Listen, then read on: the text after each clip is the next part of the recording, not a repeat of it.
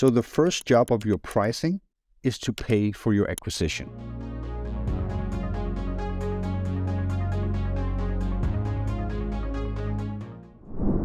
So if you have a SaaS product and you push it into the market and it costs you more to acquire a customer than that customer actually makes you over their lifetime, you're not in business. You're actually just, the harder you push, the more money you're going to lose, right? So that's not a good way to actually grow a business, especially not a profitable business.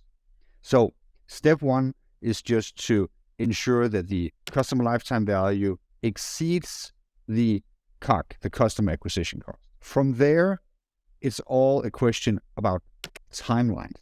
So let's say that your customer lifetime value is $1 million and your CAC is 100,000.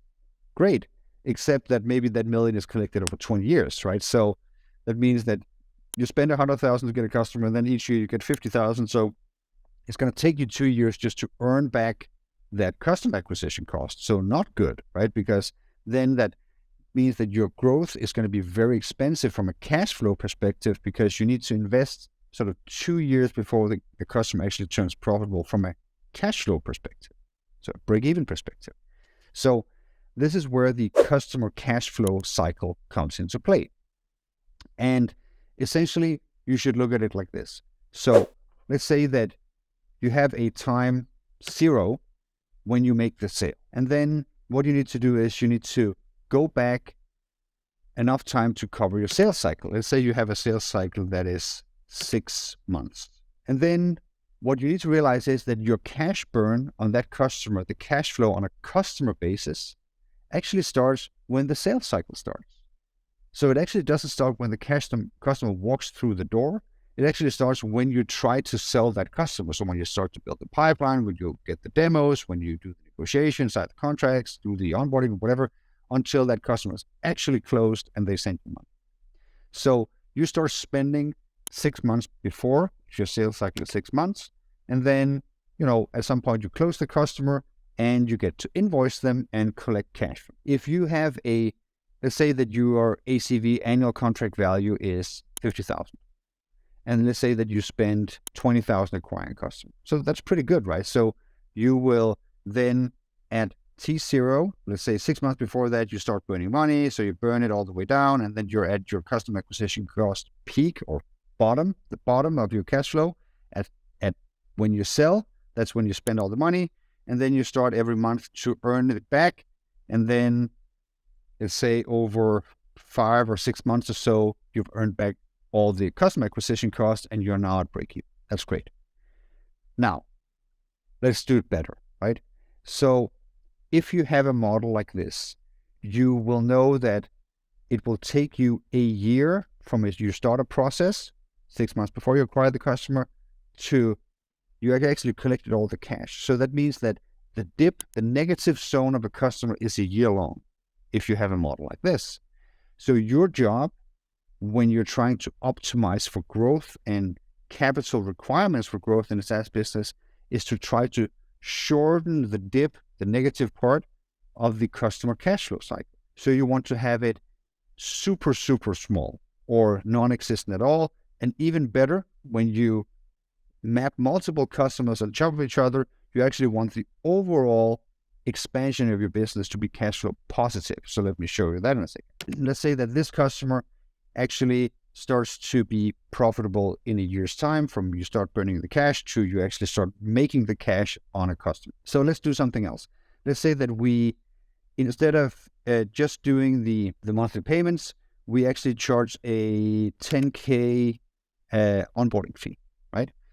So say, well, okay, it's a 50K annual product, so maybe there's a 10K onboarding fee, migration, and so forth that you'd have anyways. So we just charge that on day one. So we charge that here, and then we charge the first month. So we do that, and then we start collecting and so forth. So that means now that we are going to be positive way sooner, right? Almost 3 months sooner. So now we've taken the year of the customer cash flow cycle and we cut it down to 9 months. That means that from we start to invest in sales to we actually start to get positive cash flow out of that, we have 3 months less. Let's do it even better, right? So let's say that we have the same 20K dip, but now we do the 10K onboarding, but now we collect annually upfront, right? So we go all the way up here to plus 50K plus the 10K. So the customer actually pays 60K upfront, 10 for the onboarding, 50K for the upfront. And then, of course, they're flat for the rest of the year because they already paid. So that now means that a couple of things. One, you count the customer cash flow cycle down to 6 months. So when you close them, you make all the cash back and you're actually positive. But as you can see, you actually are 40K positive, right? So you spend 20K, 10K in onboarding, 50K in first year annual.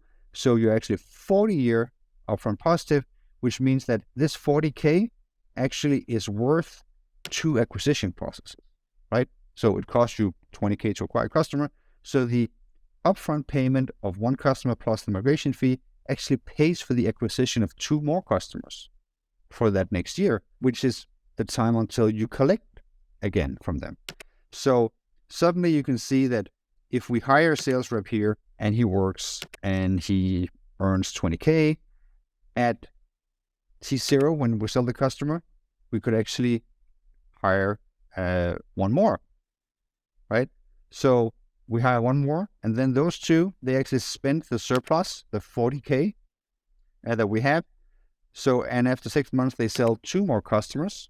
So at this point, we're actually just spending money that we already acquired, right? So from a cash flow perspective, we only had the 20K in, and then we actually earned back on the first sale, we're never negative again, because the 2 sales reps we now have, they go down to 0, and then they sell 2 more customers at, you guessed it, 120K. So 2 onboarding fees, 2 annual upfront, bam. And then you can do what? Well, you can hire 4 more sales reps, and then they do it again until they close 6 customers, and then the first one is up for renewal, so that comes again. So what will happen is that this will actually compound.